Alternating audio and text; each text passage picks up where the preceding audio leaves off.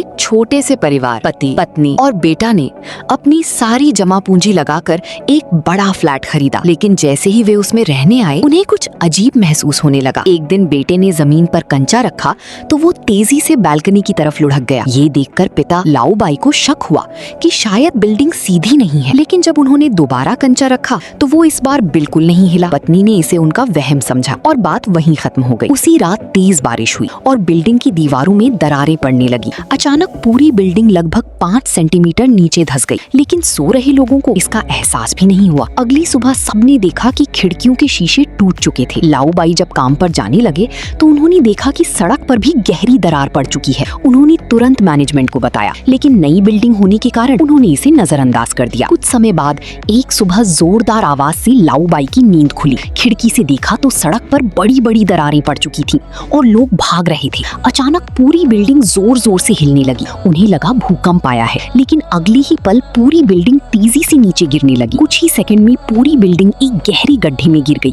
और बीच में जाकर अटक गई। उसी समय उनकी पत्नी बाजार से लौटी और देखा कि उनकी बिल्डिंग गायब हो चुकी है। वो घबरा गई, घर के लिए नहीं बल्कि अपनी पति और बेटी के लिए। उधर बिल्डिंग के अंदर लाऊ बाई को अपनी बेटी की चिंता हुई, लेकिन जब उन्होंने कमरे का दरवाजा खोला तो वो खाली था। तभी अचानक एक कार आसमान से गिरकर उनकी घर के अंदर आ गई। कार में उनका एक सहकर्मी था। लाऊ बाई उसे बचाने दौड़ी, लेकिन दरवाजे का हैंडल ही टूट गया। मजबूर होकर सहकर्मी खुद बचने की कोशिश करने लगा। तभी कार पीछे की ओर खिसकने लगी और वो मरने ही वाला था कि बिल्डिंग फिर नीचे धंसी और कार गड्ढे के किनारे फंस गई। इस तरह उसकी जान बच गई। लाऊ बाई ने उसे बाहर निकाला। तभी उन्हें एक महिला की आवाज सुनाई दी। उन्होंने सोचा कि शायद उनकी पत्नी है, लेकिन दरवाजा खोलने पर पता चला कि वो पड़ोसी महिला थी जो लुढ़क कर उनकी घर में आ गई थी। अब तीनों ने मिलकर बाकी बचे लोगों को ढूंढने का छत पर जाकर मदद के लिए फोन करने की कोशिश की, लेकिन जैसे ही उन्होंने ऊपर देखा तो तुरंत हैरान रह गए। साफ था कि इस गहराई पर अब कोई सिग्नल मिलना नामुमकिन है। अब कोई और रास्ता ना होने पर सभी लोग जोर जोर से मदद के लिए चिल्लाने लगे, लेकिन जितना भी उन्होंने चिल्लाया कोई फायदा नहीं हुआ। अब वे जमीन से सैकड़ों मीटर नीचे थे। इतनी गहराई में उनकी आवाज किसी तक पहुंच ही नहीं सकती थी। इसी बीच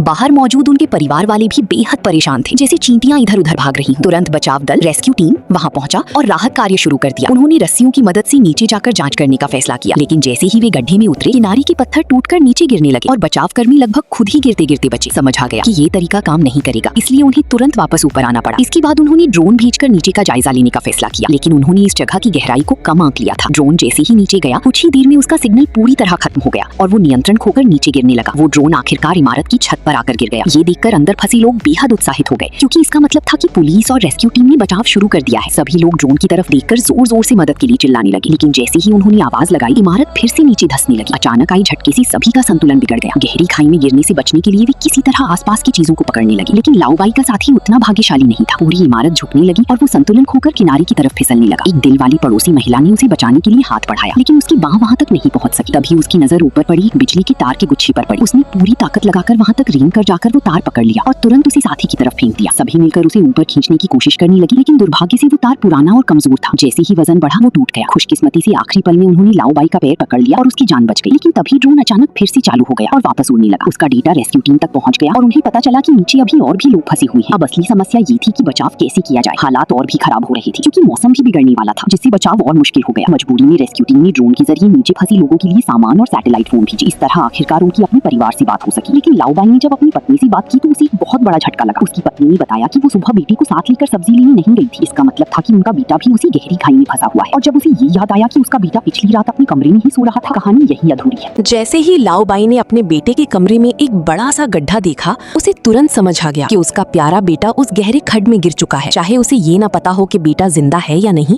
लेकिन एक बाप होने के नाते वो हर हाल में नीचे जाकर उसे ढूंढने का फैसला करता है। रस्सी के सहारे वो एलिवेटर के नीचे उतरता है, लेकिन जैसे ही वो अपनी पूरी ताकत लगाकर गैराज तक जाने वाले एलिवेटर के दरवाजे को खोलने की कोशिश करता है, बिल्डिंग फिर से गिरने लगती है। अचानक एक बड़ा पत्थर सीधा उसकी टांग पर गिरता है। इस वक्त लाऊ बाई दर्द की परवाह ही नहीं करता। उसके दिमाग में सिर्फ अपना छोटा बेटा होता है। वो लड़खड़ाते हुए हर जगह उसे ढूंढने लगता है। दूसरी तरफ उसका बेटा भी पापा पापा चिल्ला रहा होता है। जिंदा रहने के लिए वो मजबूरन एक सीवर पाइप में घुस जाता है, लेकिन जैसे ही वो अंदर जाता है, पीछे से एक बड़ा पत्थर गिरकर पाइप का मुंह पूरी तरह बंद कर देता है। इधर लाऊ बाई को अभी तक ये पता नहीं होता कि उसका बेटा पाइप में फंस चुका है। वो पानी में चलते हुए हर जगह उसे ढूंढता है, लेकिन कहीं कोई निशान नहीं मिलता। बेचैन होकर वो जोर जोर से अपने बेटे को पुकारता है। अचानक लड़का उसकी आवाज सुनकर जवाब देता है। ये सुनते ही लाऊ बाई समझ जाता है कि बेटा पाइप के अंदर फंसा है। वो तुरंत पत्थर और मिट्टी हटाने लगता है और मुश्किल से अपने बेटे तक पहुंच जाता है। मौत के मुंह से बचकर निकले बाप बेटा एक दूसरे को जोर से गले लगा लेते हैं। अब अगर जिंदा रहना है तो उन्हें सबसे ऊपर वाले फ्लोर तक पहुंचना होगा। ये सोचकर लाओबाई अपने बेटे को कंधे पर उठाता है और पाइप के अंदर से ऊपर की तरफ रगड़ते हुए बढ़ने लगता है। अपनी लगातार मेहनत से वो आखिरकार गैराज से बाहर निकल आता है, लेकिन पूरी बिल्डिंग अब तबाही का मंजर बन चुकी होती है। जिंदा रहने की चाहत में वो एक अंडरग्राउंड पाइप को पकड़कर धीरे धीरे ऊपर चढ़ने लगता है और साथ ही ऊपर बचे हुए लोगों से मदद की गुहार लगाता रहता है। उसकी बार बार की चीखों को सुनकर ऊपर के लोग उसकी लोकेशन समझ लेते हैं और आखिरकार बाप बेटा को बाहर निकाल लेते हैं, लेकिन उन्हें चैन की सांस लेने का मौका भी नहीं मिलता। बारिश के पानी की वजह से जमीन कमजोर हो चुकी होती है और बिल्डिंग का हिस्सा फिर से गिरने लगता है। खुशकिस्मती से पूरा फ्लोर हवा में अटक जाता है। फिलहाल गिरने का खतरा नहीं होता, लेकिन असली मुसीबत अब शुरू होती है। गहरा गड्ढा अब एक बड़ी कुएं जैसा बन चुका होता है और पानी तेजी से भर रहा होता है। कुछ ही देर में पानी उनके घुटनों तक पहुंच जाता है। सबको समझ आ जाता है कि अगर ऐसे ही चलता रहा तो वो सब जिंदा डूब जाएंगे। जब सब लोग समझ नहीं पा रहे होते कि क्या करें, तभी उनके सामने एक पानी की बोतल तैरती हुई नजर आती है। ये देखते ही एक लड़की के दिमाग में अचानक एक आइडिया आता है। उनके पास अब भी जिंदा बचने का एक तरीका है। 以此制造一个简易的救生法。然而，就当众人疯狂地收集水瓶之际，眼前的一幕却令他们目瞪口呆。只见一个巨大的塑料桶正缓缓飘来，这瞬间就让他们看到了活下去的希望。意识到现在就是在跟死神争分夺秒，众人赶忙招呼妇女儿童先进去，伴随着所有人都躲进桶内。可轮到最后的老王进入时，他却选择放弃这个活命的机会，